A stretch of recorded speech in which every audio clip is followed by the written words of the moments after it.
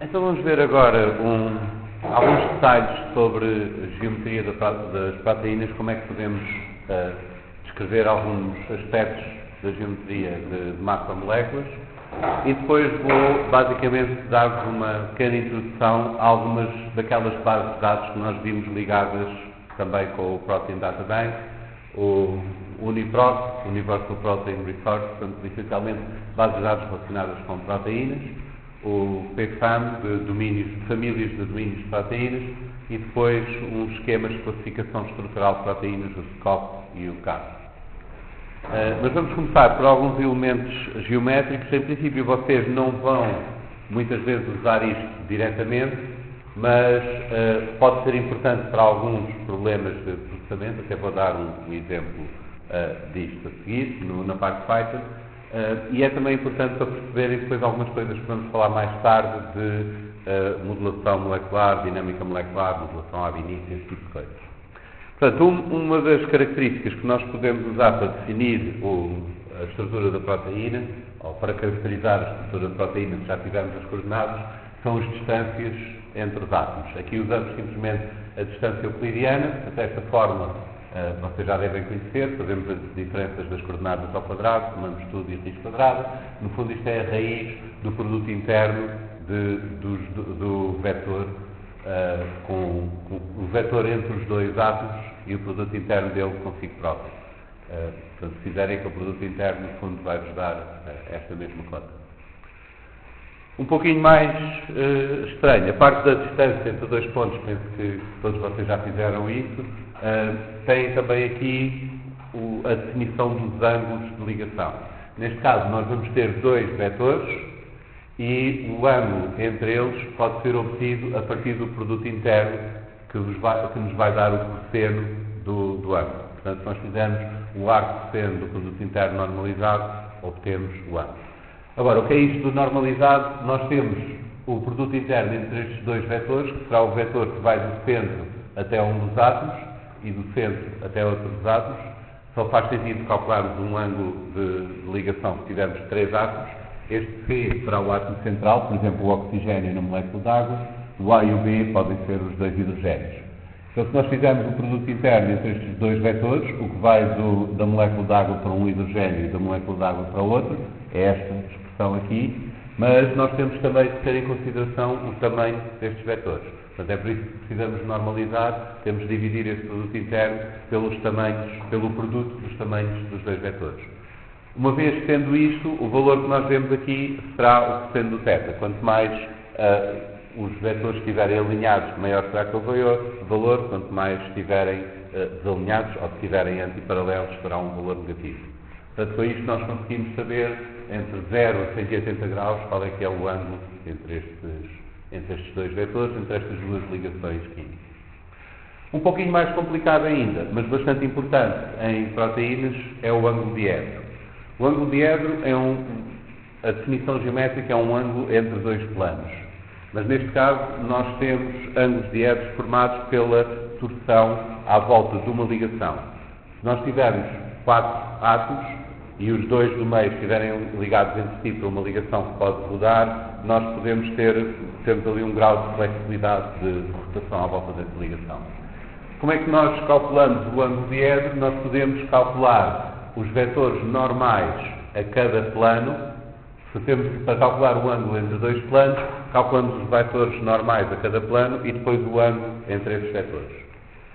Os planos são definidos, cada um destes planos é definido por 3 átomos. Então, para calcular a normal, nós vamos considerar 2 vetores, o vetor que vai do átomo central ao átomo A e do átomo central ao átomo B. Portanto, se imaginarem, será algo parecido como isto, não é? Portanto, temos um plano definido por estes 3 átomos, temos um vetor que vai assim, um vetor que vai aqui. Agora, o que nós precisamos de calcular é um vetor perpendicular a este plano que caracteriza a direção do plano. E esta é a normal ao plano. Para calcular este vetor perpendicular, nós usamos o produto externo destes dois vetores. Esta é a fórmula do produto externo para 3 dimensões, simplesmente é o determinante de uma matriz, mas esta parte da álgebra vocês não precisam saber de cor para isto. Mas a ideia é que vocês têm isto também descrito no livro, em qualquer livro de álgebra veem o que é o produto externo. Mas a ideia é que nós estamos a usar estes dois vetores, calculamos o produto externo e vamos ter um vetor perpendicular a eles. Se nós normalizarmos esse vetor, vamos dividir pelo comprimento do vetor, vamos ter um vetor perpendicular e que tem norma 1, tem tamanho 1. Portanto, e este é normal ao plano, é o vetor que descreve aquele plano. Nós, se fizermos isto com um conjunto de 3 átomos e com o outro conjunto de 3 átomos, nós temos dois vetores que representam as direções dos dois planos e agora o ângulo entre eles será o ângulo diedro, o ângulo entre os planos. Vamos ver um exemplo aqui para o ângulo φ. Este é um ângulo diedro importante ao longo da cadeia principal da proteína e é o ângulo formado é o ângulo entre o plano formado pelo carbono do aminoácido anterior, o azoto e o carbono alfa do aminoácido corrente. Estes 3 átomos aqui, o carbono do anterior, o azoto e o carbono alfa deste, formam um plano. E o outro plano é entre o azoto, o carbono alfa e o carbono do aminoácido corrente. Portanto, o azoto, o carbono alfa e o carbono formam este outro plano. O ângulo entre estes dois planos é o ângulo diedro φ, que vocês podem também imaginar como sendo uma rotação à volta da ligação entre o azoto e o carbono alfa do aminoácido que nós estamos a olhar. Porque é a rotação desta ligação que faz mudar o ângulo entre estes dois planos. Então o que nós temos de fazer aqui é, primeiro consideramos estes 3 átomos, o carbono do aminoácido anterior, o azoto e o carbono alfa deste aminoácido. Estes formam um plano e, procurando a perpendicular destes dois vetores, com o produto externo e normalizando, nós vamos obter um vetor perpendicular a este plano que caracteriza a direção, a orientação deste plano. E agora vamos fazer o mesmo com os outros 3 a seguir. Fazemos também, calculamos os dois vetores, o vetor que vai do carbono alfa ao azoto e do carbono alfa ao carbono, e calculamos um vetor perpendicular ao plano definido por aqueles dois vetores. E agora temos estas duas normais que nós podemos usar para calcular o ângulo entre elas pelo produto interno, que já não precisamos normalizar porque elas têm tamanho 1. Portanto, basta fazer o produto interno destes dois vetores e temos o cosseno do ângulo. Este é o ângulo φ. Calculamos pelas normais deste plano e deste plano aqui, portanto, o plano definido por estes 3 átomos e o plano definido por estes 3. Começa no carbono do átomo do aminoácido anterior e depois cobre o azoto, o carbono alfa e o carbono do aminoácido correto. Portanto, o ângulo diedro φ será uma rotação à volta da ligação entre o azoto e o carbono alfa. Depois temos o psi, que obtemos andando um passo à frente na cadeia principal. Portanto, temos um plano definido pelo azoto, carbono alfa e carbono do aminoácido corrente, e depois outro plano definido pelo carbono alfa, o carbono e o azoto do próximo aminoácido.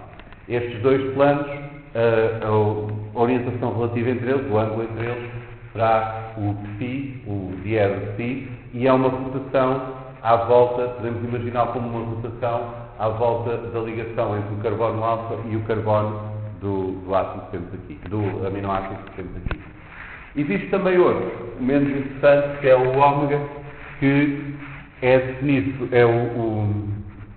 a orientação relativa do plano, que é definido aqui pelo carbono alfa, o carbono e o azoto do aminoácido seguinte, portanto estes 3, e os outros 3 são o carbono, o azoto e o carbono alfa do aminoácido seguinte. Mas, como esta ligação que está aqui no meio, aquela que poderia rodar, é a ligação peptídica, que é uma ligação dupla, este ômega tende a ser sempre 180 graus. É muito difícil torcê-lo por causa da ligação dupla.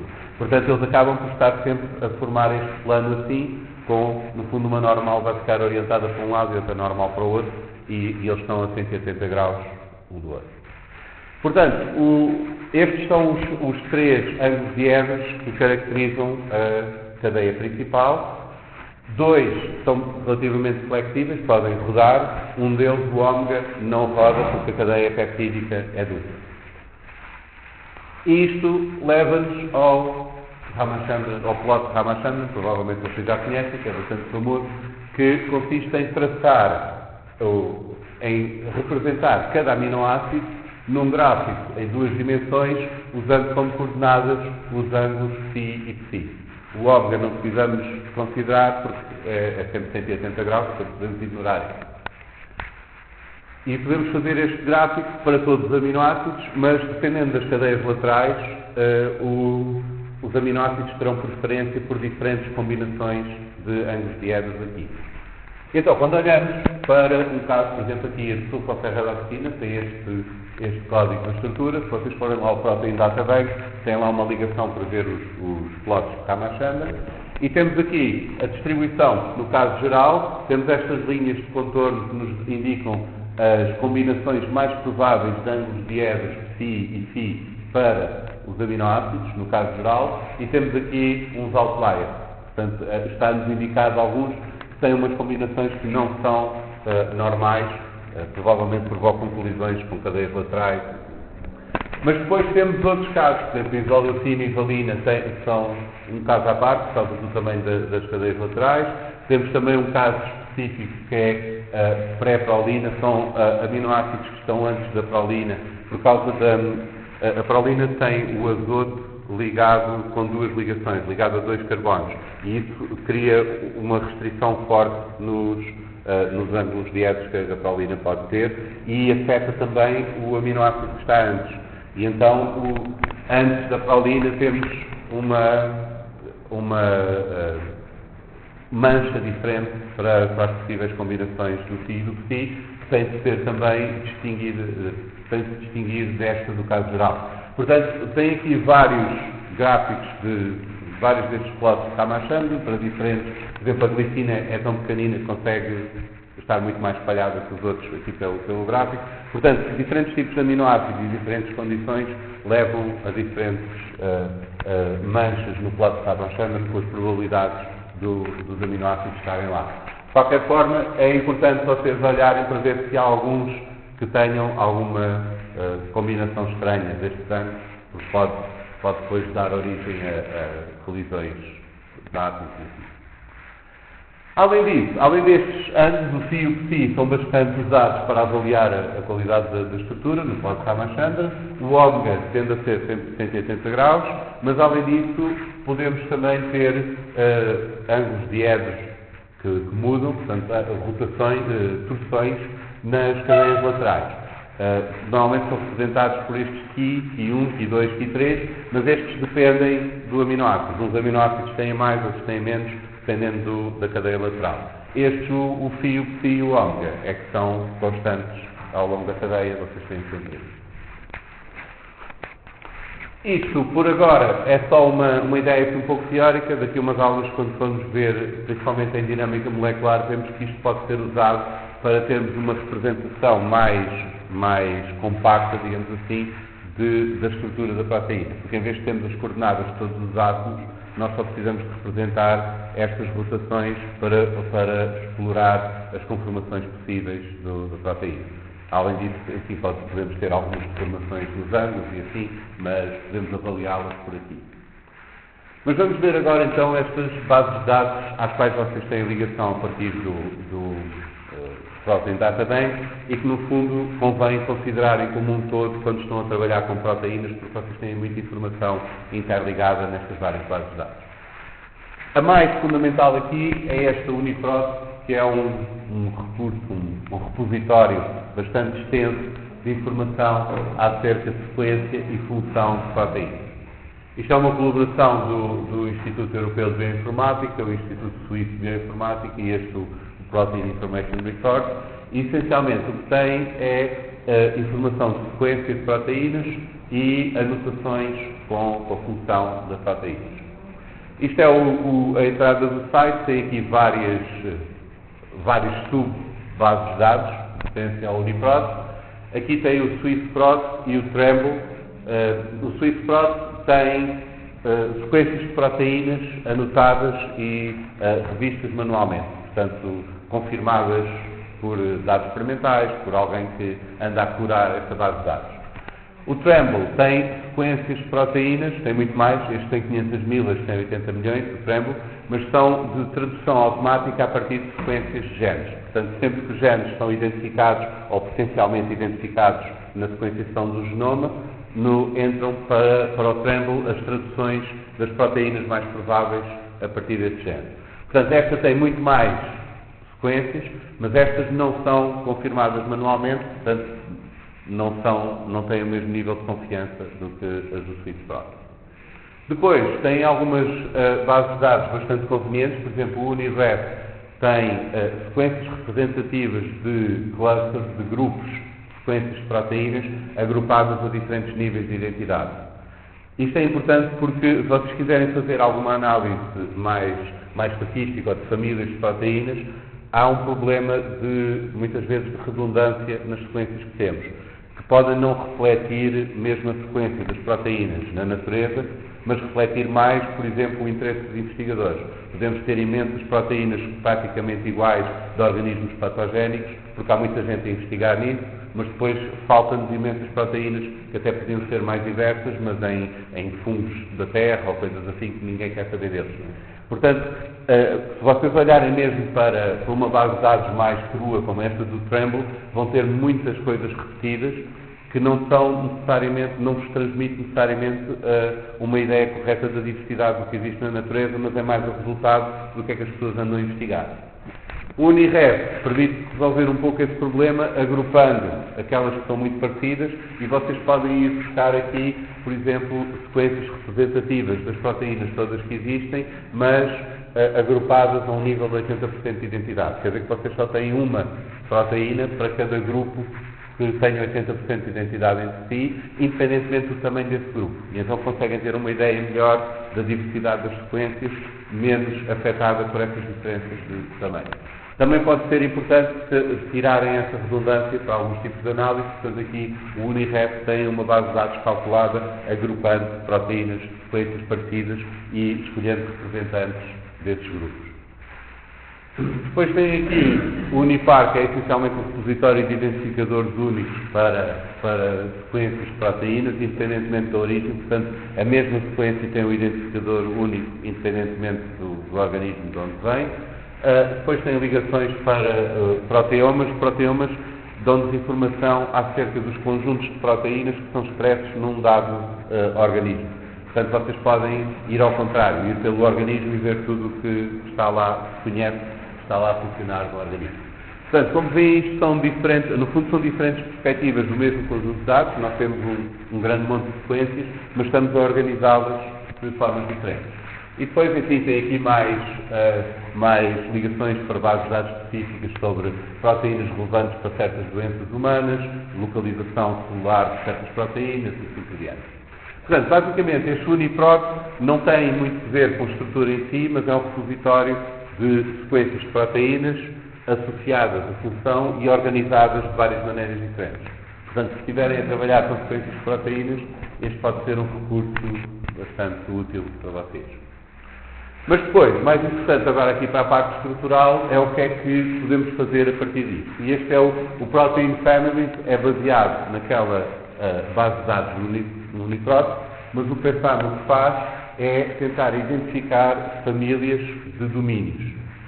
Este é um problema interessante porque a maneira como as proteínas funcionam na natureza, tipicamente a unidade mais relevante, quando nós olhamos mesmo a nível estrutural e funcional, não é a cadeia em si, não é aquela sequência, mas são partes da cadeia, que são quase como módulos que podem estar na mesma cadeia ou podem estar separados, que são os tais domínios, e que são estruturalmente relevantes e tendem a ser conservados também para manter a sua função.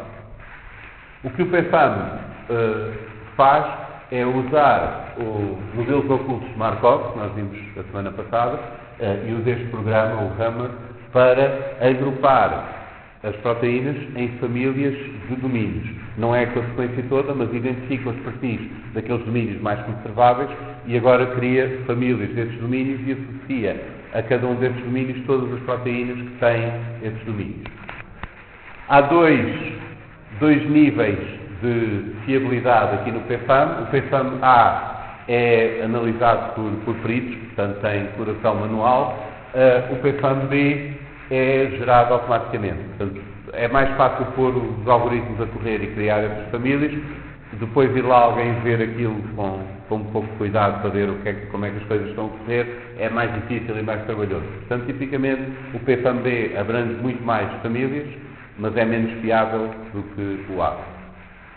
E a maneira como funciona é treinar o modelo oculto Markov com base em alinhamentos de sequências múltiplas de um conjunto mente de proteínas parecidas, e depois esse modelo oculto Markov é usado para testar sequências novas ou outras sequências contra esse modelo para tentar identificar se elas têm aquele domínio caracterizado pelo modelo oculto Markov. Portanto, o modelo oculto Markov dá-nos um modelo probabilístico do que é que podem ser as sequências, com base naquele alinhamento inicial, e então é mais capaz de encontrar trechos comuns ou domínios conservados em sequências mais distantes, que até seria muito difícil alinhar. Portanto, é um modelo bastante bom para este tipo de coisas, tentarmos agrupar e identificar aqueles domínios.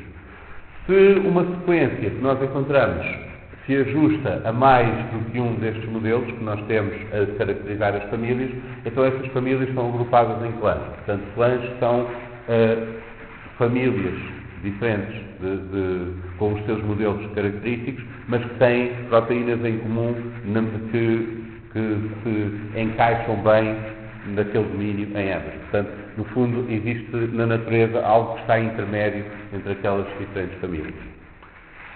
Esta capacidade do modelo oculto Markov de generalizar com as probabilidades permite-nos encontrar relações entre parentes mais distantes, é bastante mais sensível do que se fosse com aqueles métodos de alinhamento. E vocês podem usar o Hammer também como alinhamento. Portanto, esta ferramenta que está na base do PFAM, o que faz é gerar modelos ocultos de Markov ou para famílias de sequências, com base no alinhamento múltiplo de sequências, ou mesmo para uma só sequência, e depois faz a pesquisa, o match das sequências, não por um alinhamento, como nós vemos no BLAST ou no FAST, mas comparando os modelos ocultos de Markov. E há várias ferramentas para fazer isto. O P-Hammer funciona de uma forma parecida, superficialmente parecida com o BLAST, em que procura uma base de dados de sequências, numa base de dados de sequências procura as correspondências à sequência que nós damos. No entanto, ao contrário do BLAST, não está a tentar encontrar um alinhamento, está a comparar os modelos ocultos de Markov gerados pelas diferentes sequências.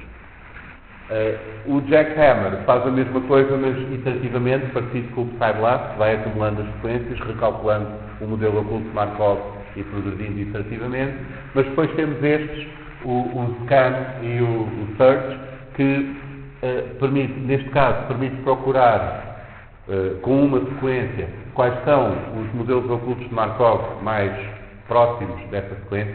Portanto, basicamente podemos perguntar qual é a família a que pertence esta sequência, ou trechos da sequência. A mesma sequência pode estar ligada a várias famílias em partes diferentes. E temos também a possibilidade de, se tivermos um modelo oculto de Markov gerado a partir de um conjunto, de um alinhamento de sequências, comparar esse modelo oculto de Markov com outras sequências na base de dados que temos, ou outros modelos ocultos de Markov também. Portanto, podemos usar, no fundo, a descrição probabilística das sequências que temos para comparar famílias de sequências ou comparar sequências com famílias. Isto tem uma vantagem em relação aos algoritmos de pesquisa com base em alinhamento, porque os outros que nós vimos, de pesquisa com base em alinhamento, vão avaliar a correspondência entre a sequência que nós encontramos e a sequência que usamos para procurar, com base no melhor alinhamento entre as duas. Por um lado, nós podemos dizer que isso é o que faz mais sentido, que interessa o melhor alinhamento. Por outro lado, podemos também dizer que quando temos um modelo probabilístico e podemos considerar não um alinhamento em particular, mas as probabilidades de obter vários alinhamentos diferentes, várias sequências diferentes, nós podemos ter também uma estimativa de quão incerto é que é o alinhamento em cada parte. Portanto, há partes que podem estar bem alinhadas e temos a certeza que são assim, há outras partes que temos mais incerteza. E tendo um modelo probabilístico, nós podemos gerar essas diferentes soluções, ou um conjunto dessas diferentes soluções, e ter uma análise estatística de onde é que há mais incerteza, onde é que há menos incerteza. Além disso, esta comparação está a determinar a homologia entre as sequências, não por um alinhamento apenas. No fundo, quando nós obtemos um hit do BLAST, por exemplo, aquele valor, o E-value que temos, ou o bit score, ou algo assim, não é função só da frequência, é função do alinhamento. Foi assim que nós usámos para calcular. Mas, se nós considerarmos os modelos ocultos de Markov e a comparação destas probabilidades, no fundo nós estamos a avaliar a homologia entre as duas sequências, mas sem nos basearmos apenas num alinhamento. Pode estar ali implícito um conjunto de alinhamentos possíveis entre elas e estamos a avaliá-los todos. Portanto, os proponentes, as pessoas que fizeram o Hammer, dizem que isto é uma vantagem em relação ao BLAST. Provavelmente as pessoas que fizeram o BLAST dirão que não, mas aqui têm, pelo menos, ficam a conhecer outra forma em que nós podemos comparar sequências usando aqueles modelos probabilísticos que nos dão a probabilidade de produzir aquele tipo de sequências. E se nós compararmos esses modelos, podemos ver se as sequências são do mesmo tipo de sequências, que têm as mesmas probabilidades de se gerar, ou se são de tipos diferentes. Mas há uma diferença aqui importante: o Hammer não foi feito, não está vocacionado, digamos assim, para pesquisar apenas uma sequência. A ideia onde se torna bastante mais útil é se vocês tiverem, por exemplo, um alinhamento múltiplo de sequências e quiserem procurar na base de dados algo que seja parecido com aquela família de sequências que têm. E aí é que vocês podem usar o BLAST. Vocês têm de pegar numa das vossas sequências e procurar pelo BLAST as outras. Com estes modelos ocultos de Markov, vocês podem criar um modelo oculto de Markov a partir da vossa alinhamento de sequências, e agora isso é que é representativo da vossa família, em vez de escolherem uma sequência em particular. Portanto, aí neste caso, se vocês tiverem um alinhamento múltiplo de sequências e quiserem caracterizar essa família e depois pesquisar na base de dados, aí o Hammer pode se tornar bastante mais útil. Mas voltando ao PFAM, portanto, isto é a ferramenta que é usada para construir o PFAM. Depois o PFAM em si também é bastante interessante. Temos aqui um exemplo, estes domínios casal que fazem parte dos inibidores da protease serina e assim. Vocês têm aqui uma descrição para cada uma destas famílias do domínio. Vocês têm uma descrição de onde é que normalmente estão envolvidos e têm também aqui esta parte interessante de organização de domínio. Nós temos um modelo oculto de Markov que caracteriza aquele domínio, aquela parte conservada. Mas esse domínio pode aparecer em muitas proteínas diferentes. E aqui temos um exemplo em que aparece aqui com este transportador de aniões orgânicos, esta proteína, aparece aqui este domínio, o casal 2, no meio destes outros domínios. Aqui aparece o casal 1, que pertence ao mesmo clã deste, portanto é um parente. Aqui aparece o casal 2 repetido. Portanto, neste caso, estamos a olhar mesmo para sequências de proteínas e ver quais são os domínios identificados no PFAM que aparecem nessas sequências. E dá-nos também uma ideia da frequência com que isso acontece. Portanto, nós temos aquele domínio, aquela família caracterizada pelo domínio, mas depois temos muitas sequências que combinam esse domínio com outros domínios. E essa informação nós temos aqui na parte da organização dos domínios. Portanto, podemos ver como é que aquele módulo, no fundo, aquele módulo de funcionalidade da proteína vai aparecer combinado com outros módulos noutras sequências. Podemos ver também o alinhamento daquele conjunto de sementes para caracterizar este domínio, esta família. Estas são as proteínas originais, enfim, há aqui mais, que foram usadas para treinar o modelo oculto Markov. Temos também o logo deste domínio, portanto, isto é o que caracteriza este casal 2. Nós vemos que há ali uns resíduos bastante conservados e significativos.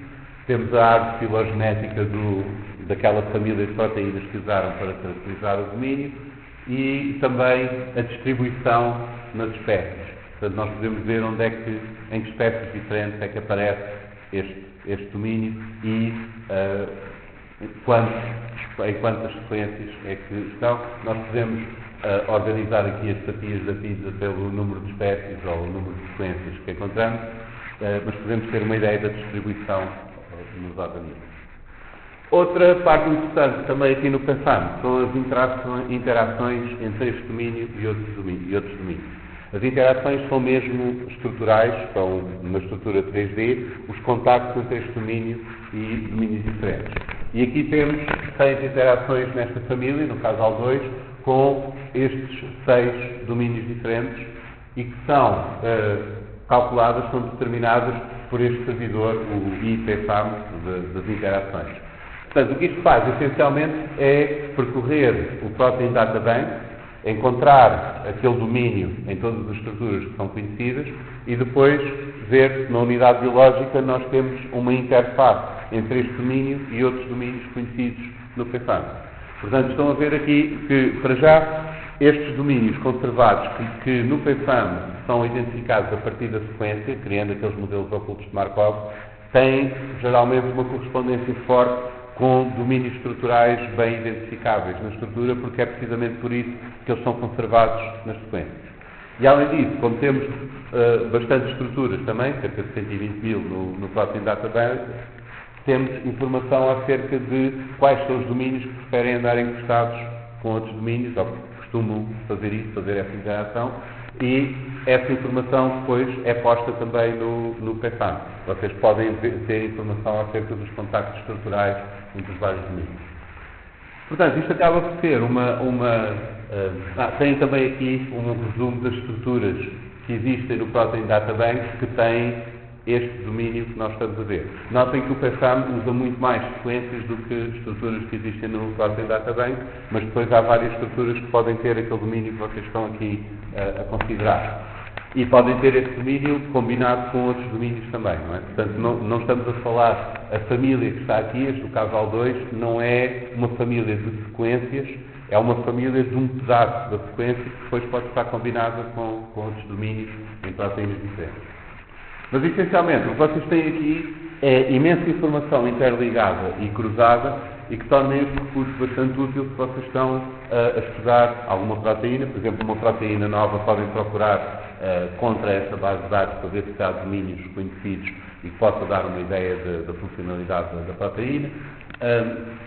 Estes domínios são determinados por semelhança de sequência, mas têm correspondência também a elementos estruturais, geralmente identificáveis. Portanto, quando existe essa informação estrutural, vocês têm lá a ligação ao PDB e depois têm também informação acerca de interação com outros domínios. Portanto, a ideia principal aqui é que esta organização por elementos conservados da sequência, esses tais domínios, tem relevância estrutural e funcional também, porque normalmente é isso que faz com que aqueles trechos da sequência sejam tão conservados. E a informação que depois nós podemos obter da combinação de domínios em diferentes proteínas pode ser útil também para percebermos a função daqueles domínios no organismo. Vamos passar então agora para o outro aspecto, que é, tendo a estrutura das proteínas, nós temos imensas proteínas diferentes, com estruturas diferentes, como é que nós organizamos isto?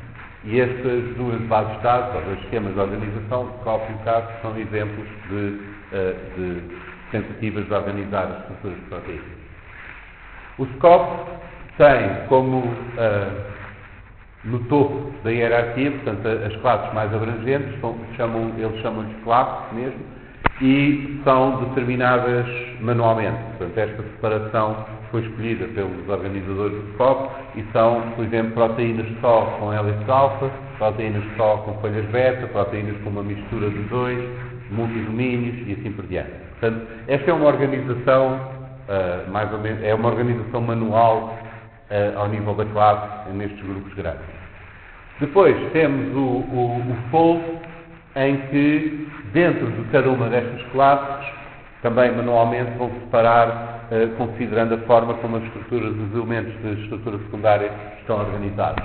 Por exemplo, se são globinas, se são alfa-hairpins compridos, tipo citocromo C, coisas assim desse género, separam em várias categorias dentro de cada classe, de acordo com a forma como a estrutura é organizada. Depois, daqui para baixo, já começa a haver mais intervenção automática na anotação, por exemplo, das funções, nas superfamílias, e na família de proteínas é mesmo com características de identidade e de estrutura, de comparação estrutural. Portanto, aqui nós não estamos a falar só de sequências de proteínas, estamos só a falar daquelas que têm estrutura, é mesmo uma classificação estrutural, e a comparação das estruturas vai determinar a forma como são organizadas as famílias. Aqui, para dar um exemplo, na classe das proteínas que só têm hélice alfa, temos vários destes polos diferentes, globin-like, long-alpha hairpin e assim por diante, e depois dentro de cada um destes temos estas superfamílias que são agrupadas também com modelos ocultos de Markov, com base na sequência e na função, dentro de cada fold, usando este server do superfamily. Portanto, essencialmente, vamos ter modelos ocultos de Markov representando as sequências nos vários domínios estruturais e depois são agrupados as diferentes estruturas com base na sua função e na sua sequência. E isto gera as superfamílias dentro de cada fold.